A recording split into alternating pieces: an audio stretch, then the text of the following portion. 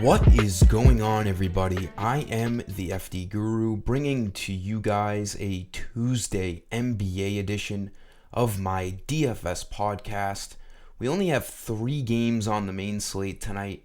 I was hoping we'd have more. We finally have no NFL today. We had 3 straight days of 2-game slates, so it was a little hectic. And then we had the day games in NBA yesterday, but the contests were terrible. I wish we had a day like that today when there was no football on the schedule, but still 3 games. 3 is a lot better than 2, in my opinion, makes a big difference. There's not too much value out there, but in this video, I'm going to give you guys a bunch of cheap guys to look at tonight because with these 3 games, there's a lot of studs to pay up for, so I'll let you make the decisions on paying up for studs because that's more fun anyways.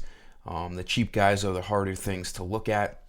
So as usual, I'll give you guys one play for each position using FanDuel salaries.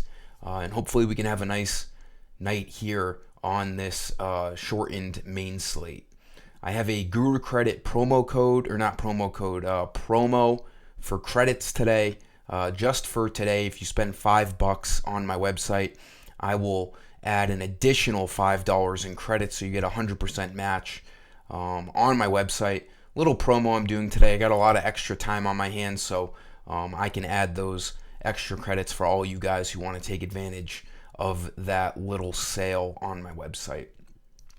So for point guard tonight, again, I'm going to go with mainly cheap guys to help you out and find some value, give you guys some extra ideas on where to spend down. Patrick Beverley looks pretty good. I mean, this is as confident as we can feel about rostering a guy like Patrick Beverley this year. First off, all 3 games, we shouldn't have to worry about blowouts. We have a 1.5 point spread for the Sixers against the Nuggets. We have a 4.5 point spread for the Suns against the Kings. And then the Clippers are 6.5 point favorites at home against the Thunder. Now, I like Beverley a lot because we have no DeAnthony Melton, so they're without a starter. He missed last game, and they also, I know you guys probably don't know really who he is because you don't roster him. Jaden Springer's out today, the backup point guard or the third string point guard behind Maxey and Beverley. He's out today, so that's just even extra minutes. They don't even have another guard off of this bench. They have Ricky Council who doesn't play. And they have, I don't even know who this guy is, Taquavion Smith. So Beverly's really the only guy on the bench who can play the 1 or 2 tonight.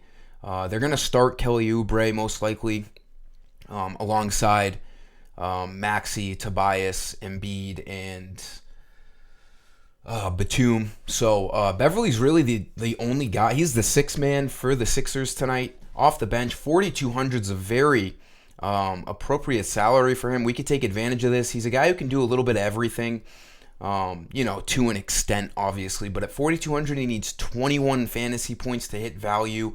The last 2 games, he's played 27 and 28 minutes. 28 minutes last game without Springer and Melton. So we can project him to play over 25 minutes tonight. Makes us feel pretty good about Beverly. Now, again, we only have 3 games tonight, so we're not going to feel overly confident picking, a lot of these players, especially the cheap guys, but Beverly fits the build, for moderate comfort for cheap guys tonight. So I do like Beverly here at 4,200. He should play more minutes than usual. The Sixers are shorthanded, and Daniel House as well is questionable tonight. Not that House plays any sort of a guard position, but it could just open up even more for this Sixers bench. We did have the entire Denver Nuggets starting lineup questionable to start our day, but in the early afternoon when I do these videos, they all got ruled probable. So, no shenanigans out of the Nuggets tonight. It looks like they're fully healthy and ready to go. The only other injury news we have to worry about is Keegan Murray on the Kings, and that's a 9 o'clock Eastern game. Probably won't get the news for that. Trey Lyles would be a big beneficiary if Murray's out. Even if Murray plays, Lyles going to probably be, a fairly popular spend down option at power forward because he's still going to play 20 minutes off the bench regardless. And then maybe SGA. He was questionable yesterday, and it is a back-to-back. They played on the 15th, and now they're playing today on the 16th. So he plays every game, so he should probably play. But just something to keep in mind that he was questionable yesterday, and they're on a back-to-back, so who knows? That's a 10 o'clock Eastern game anyway, so we're not going to get news for that.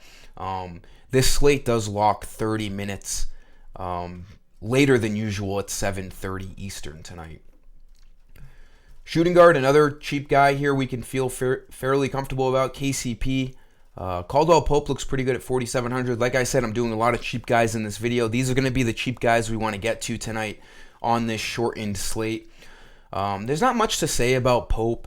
The Nuggets are fully healthy, so he will, retain his starting 5 job and probably be a 5th option on this Nuggets offense, but he can still get there. He plays a ton of minutes. Assuming this game stays close throughout, we can project him for his usual 30 to 34 minutes. He can run into steals. His defensive numbers have been great as of late. He has gotten a steal in the last 8 games. He has 8 steals in the last 3 games. Those steals go a long way, specifically on FanDuel, where blocks and steals are 3 fantasy points. On DraftKings, they're only 2 fantasy points, so they're not quite as valuable. So Pope looks pretty good. He can get there.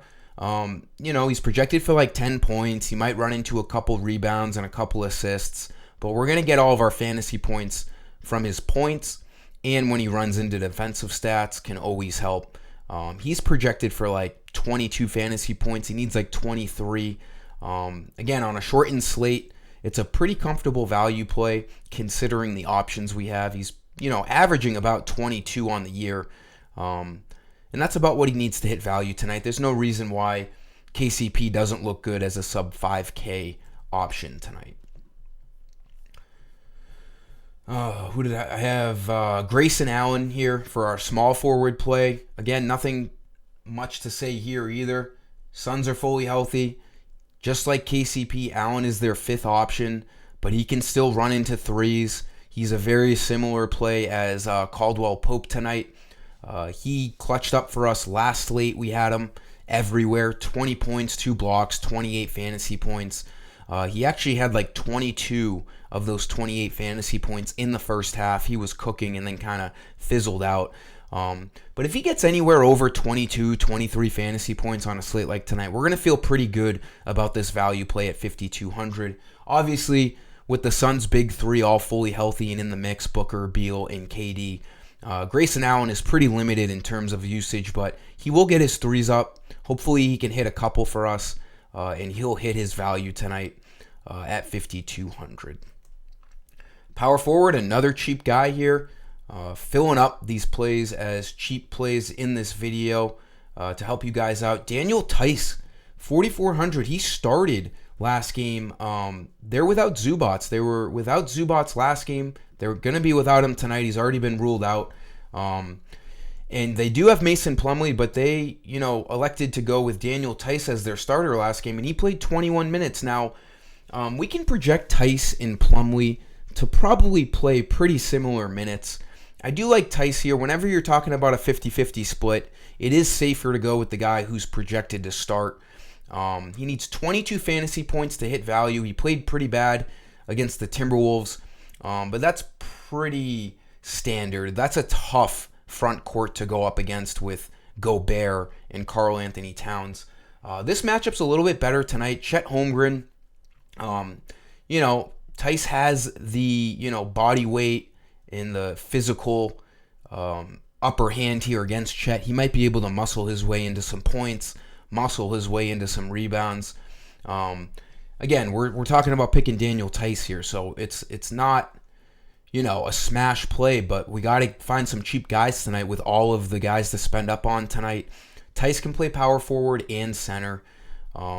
He got 34 fantasy points against the Grizzlies 2 games ago. And again, without Zubats here tonight, he's going to see some extended minutes. So he looks pretty good. Cheap big men who start, you can feel more comfortable about because they can run into rebounds and blocks a little bit easier. I do like Tice. If you wanted to go to Mason Plumlee at $100 cheaper, just to get a little different, Tice is going to have more ownership than Plumlee, and they're pretty similar tonight. But Plumlee only played 15 minutes in Zubac's absence last game, so we can feel comfortable about Tice playing more minutes than Plumlee tonight. I like Tice over Mason Plumlee. And then for center, here is our spend up. Joel Embiid against Nikola Jokic and the Nuggets. This is just an MVP versus MVP type game. This is the game of the slate tonight, in my opinion. The first game of the night should be really competitive. 233 over under.